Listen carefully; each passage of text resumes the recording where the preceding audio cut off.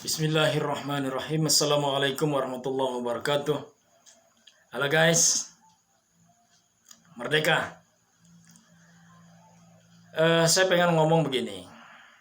Ini keadaan kita kan sedang susah ya, akibat situasi ekonomi yang tidak semakin baik di masa pemerintahan Jokowi ini. Walaupun sebenarnya di tahun-tahun pemerintah yang dulu ya banyak juga orang keadaannya tidak baik, tapi ternyata ganti rezim tidak membuat orang-orang yang hidupnya susah itu menjadi lebih baik. Banyak bahkan orang yang tambah terpuruk. Artinya pemerintah ini tidak mampu menjangkau orang-orang yang hidupnya terpuruk ini. Padahal harapan kita dengan bergantinya rezim, orang-orang yang tidak terjangkau ini ya jadi terjangkau. Ternyata tidak. Nah sekarang keadaan lebih parah dengan adanya COVID-19 ini. Parah sekali ya. Saya tidak ingin membahas itu. Anda bisa lihat video saya yang lain.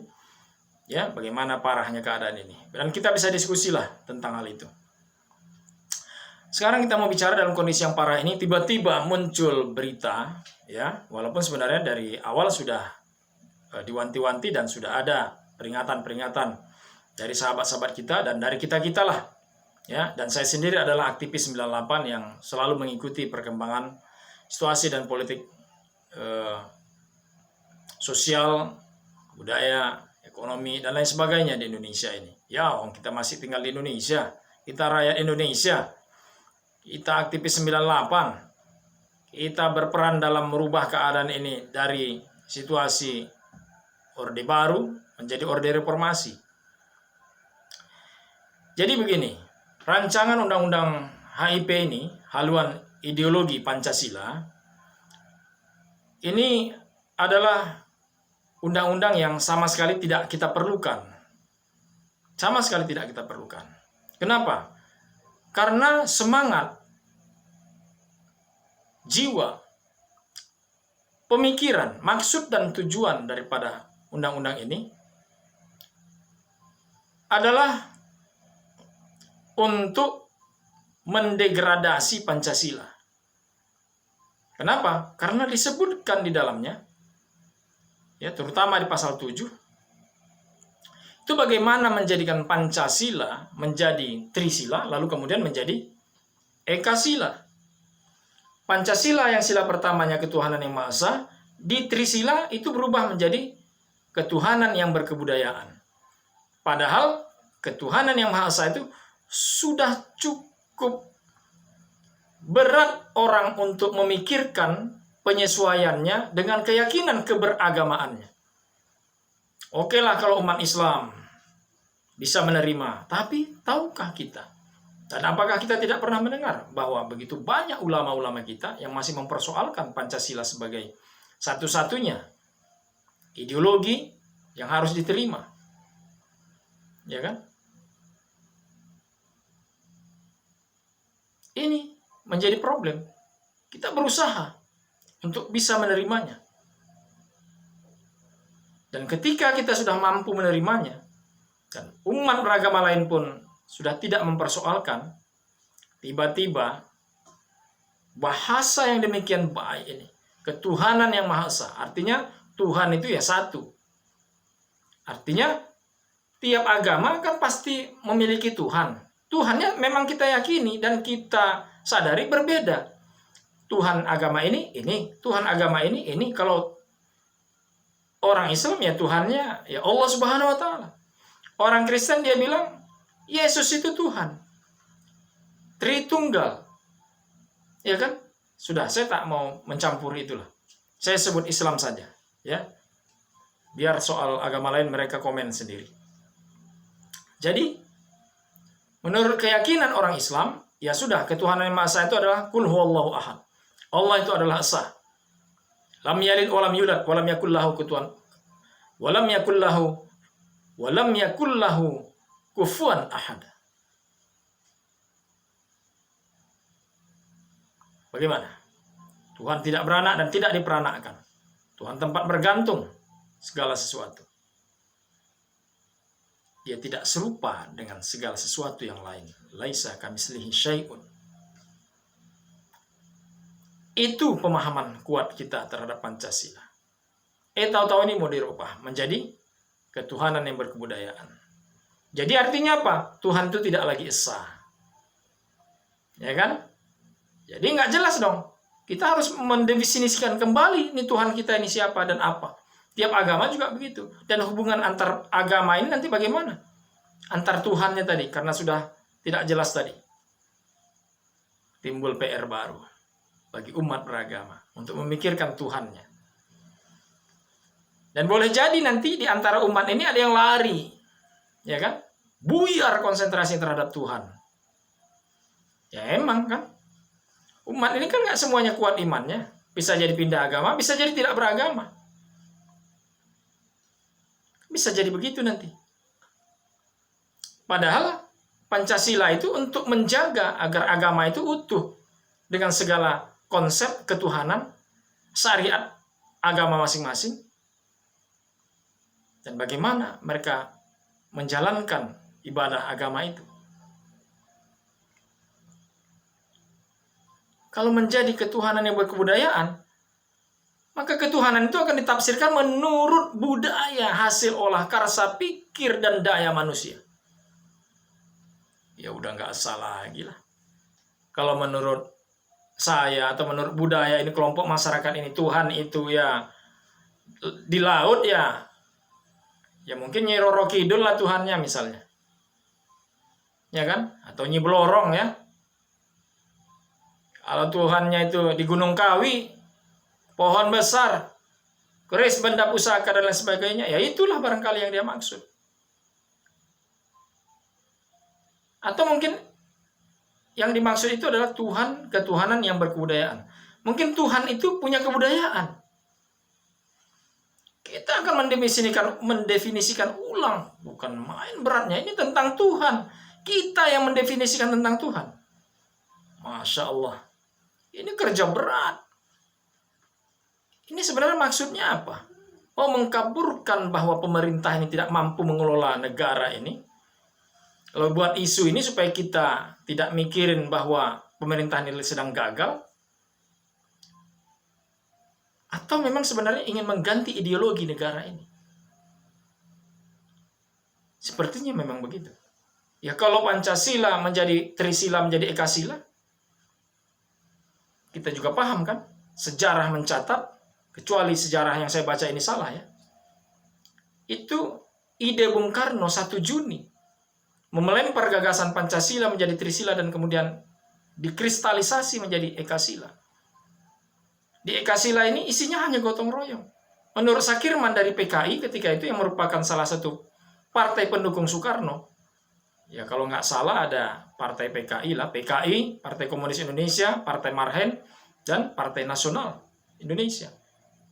Itu kan yang mengkokohkan kedudukan Soekarno sebagai presiden. Itu mendukung habis gagasan Soekarno ini. Jadi memang ini gagasan Soekarno. Dan ini yang mau dihidupkan kembali oleh pengusul, inisiator, pengusul, pengusung, pendukung, yaitu PDIP. Yang mana ketua BPIP-nya adalah anak Soekarno sendiri, Megawati Soekarno Putri, ketua umum PDIP. Dan kita tahu, ini masuk konsepnya ke Balik, naik ke Prolegnas, dan wakil ketua Balik itu adalah Rieke Diah Pitaloka. Anda tahu siapa dia? Dia adalah salah satu anggota fraksi PDIP. Anda tahu agamanya apa? Keyakinannya apa? Apakah dia Muslim? Apakah dia Kristen? Keturunan dari siapa? Coba Anda pelajari. Apa begitu ngotot ini? Lalu kemudian gelombang penolakan yang kuat datang dari umat Islam khususnya dan seluruh elemen bangsa Indonesia pada umumnya. Nah, melihat keadaan ini, pemerintah, DPR yang sudah memasukkan di dalam Prolegnas kemudian menyatakan menunda. Padahal yang kita minta cabut, ini tidak penting.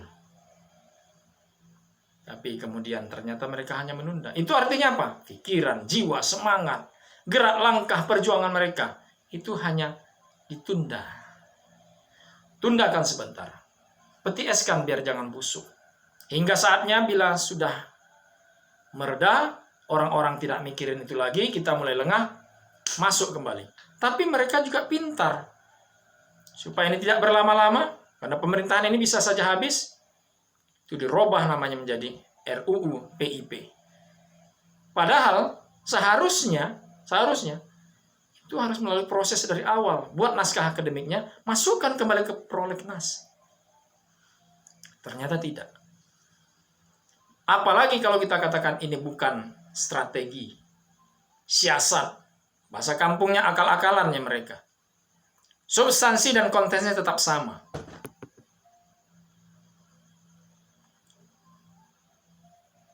Yang kita butuhkan sebenarnya bukan undang-undang yang mendegradasi Pancasila, apalagi menghapuskan Pancasila, memberangus Pancasila, atau bahasa halusnya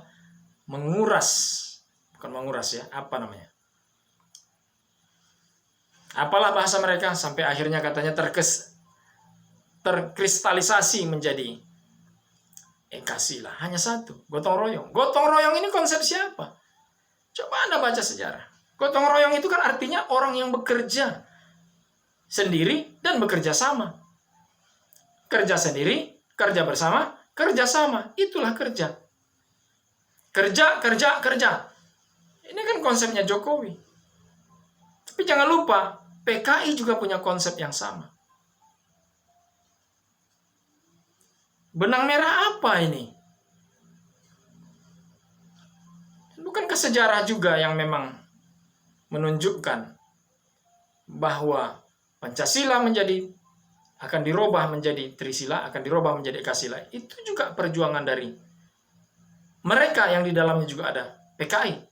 Bukankah itu yang dikatakan oleh Sakirman? Jadi apa yang ada dalam pikiran kita? Sebenarnya mereka ini siapa dan apa maunya? Kalau HTI dibubarkan dengan alasan ingin mendirikan atau mengusung konsep khilafah, kita tidak bisa mengatakan mereka mau mendirikan khilafah. Mengusung konsep dengan gagasan, iya, masih tahap itu. Cerita-cerita tentang itu, ya. Lalu mereka dibubarkan, bahkan mereka diancam, dipecat dari pekerjaannya, bahkan mau dipidana. Itu kan berita yang kita dengar. Lalu sekarang, terhadap orang yang mau merubah Pancasila ini, yang sudah tahapnya sampai dirapatkan di DPR, sampai masuk ke prolegnas dan seterusnya, ini mau diapakan? Media sosial memberitakan bahwa Presiden Republik Indonesia Jokowi akan menggebuk orang yang mau mengganti, merubah Pancasila. Sekarang kita mau dengar apa yang tindakan.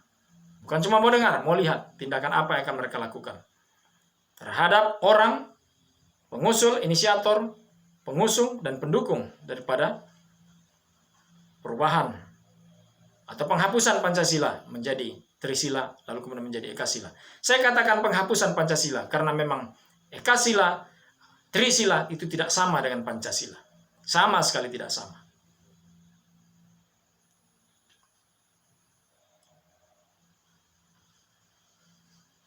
Lalu sebenarnya kalau saya ditanya, apa seharusnya yang kita perlukan? Yang kita perlukan bukan RUU HIP, lalu kemudian setelah tenggelamnya HIP muncullah atau terbitlah PIP, Rancangan Undang-Undang Pembinaan Ideologi Pancasila, yang sebenarnya substansinya sama saja. Loh, kok tahu? Loh, dia menggunakan payung prolegnas yang sama. Kalau enggak, bagaimana mungkin tanpa naskah akademik yang memadai untuk bisa masuk dibahas di DPR RI dan kemudian masuk ke prolegnas? Atau mungkin maksudnya begitu, akan dibahas, akan masuk ke prolegnas juga. Oke, silakan. Tapi kita mencium bau-bau ya, bau sama saja. Kenapa? Pengusungnya itu juga. Iya kan? Namanya juga nggak beda jauh. PIP ini kan muncul dari BPIP. Ketua BPIP itu adalah anaknya Soekarno, Megawati Soekarno Putri, yang menjadi ketua umum PDIP saat ini. Itu kan prasangka buruk kita saja. Ya, nggak apa-apalah. Kita berprasangka buruk untuk kebaikan kita bersama, kan? Kecuali Anda tidak menganggap ini baik dan Anda yang baik. Jadi, ini kita memikirkan negeri ini dengan serius. Sangat penting. Yang kita perlukan adalah sebenarnya perlunya undang-undang bagaimana mengamalkan Pancasila dan menjadikan Pancasila sebagai dasar dan tolak ukur bagi pikiran, perbuatan, haluan ideologi, haluan negara, dan bagaimana pemerintah menjalankan roda pemerintahan ini. Bagaimana rakyat ini menjalani kehidupannya, berinteraksi antara dia dengan sesama masyarakat yang lain. Juga dengan orang-orang asing yang datang ke Indonesia. Antar umat beragama. Di dalam interaksi antara rakyat dan pemerintah. Apakah yang kita lakukan sesuai dengan Pancasila? Kalau saya korupsi, apakah sesuai dengan Pancasila? Lalu sanksinya apa? Itu yang kita perlukan. Sehingga tidak kemudian memunculkan pikiran yang negatif. Kok koruptor dihukum cuma 2 tahun?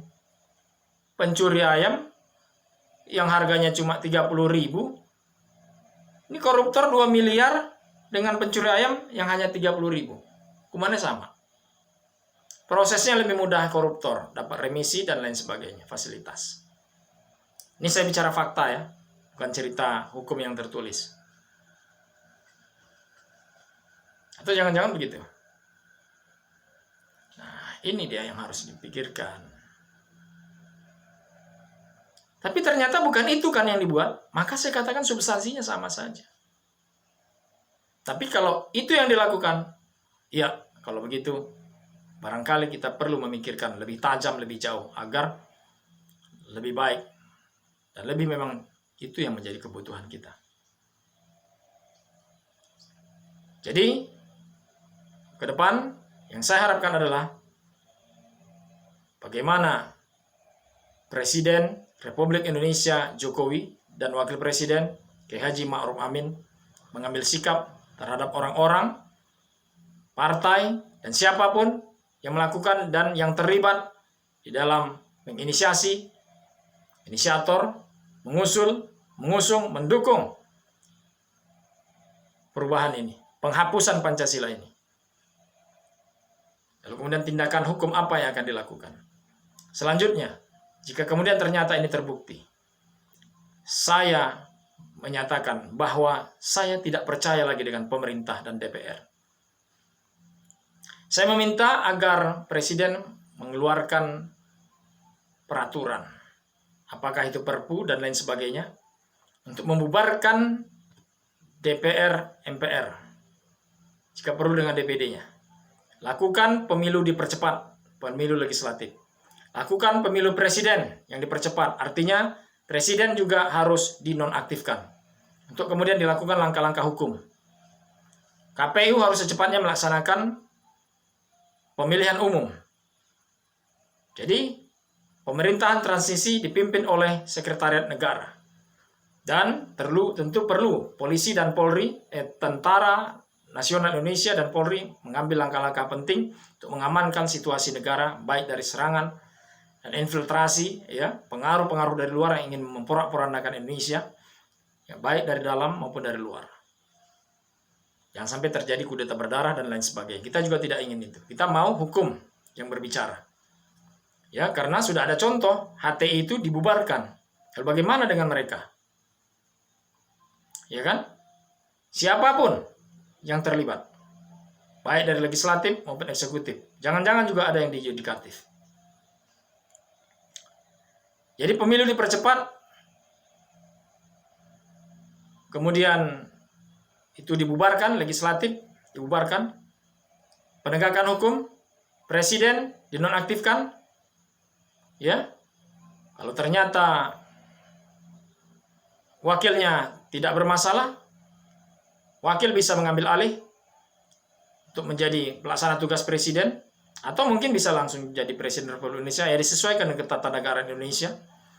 Lalu kemudian partai politik dibubarkan, dibekukan, selamanya tidak boleh mengikuti pemilu. Kalau mau buat lagi, ya mungkin partai baru.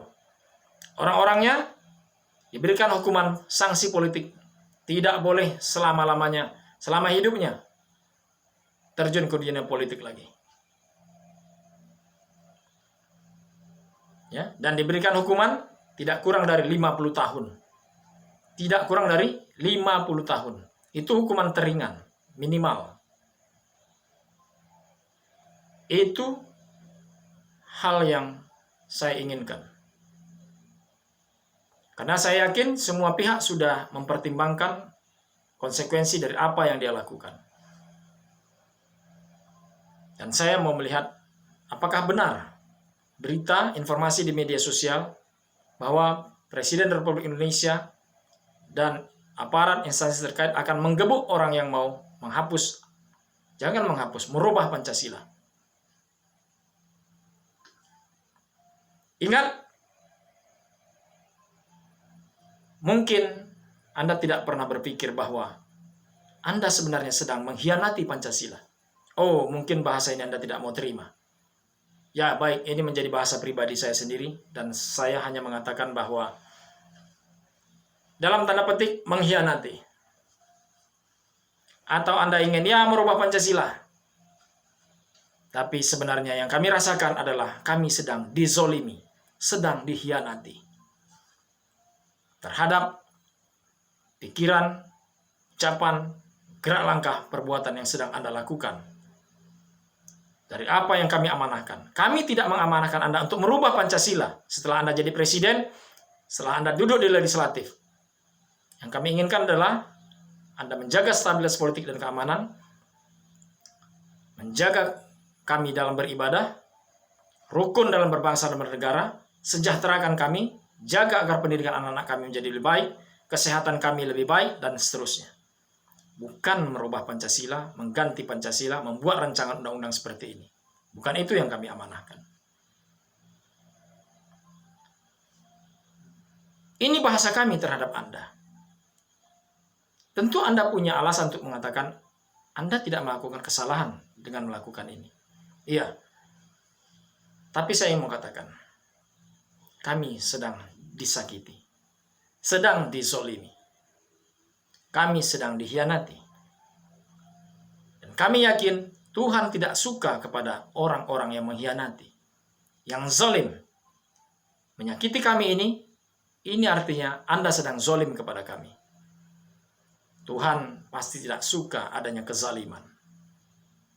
Dan kalau yang dizalimi itu bukan cuma kami, tapi Tuhan itu sendiri, karena ketuhanan itu mau diobok-obok dengan bahasa-bahasa yang Anda buat,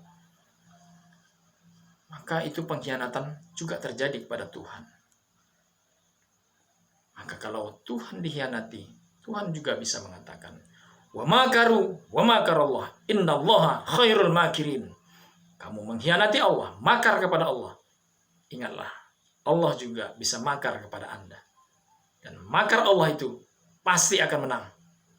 Allahu Akbar, Allahu Akbar, Allahu Akbar. La ilaha illallah. Merdeka. Allahumma sholli ala Muhammad wa ala ali Muhammad.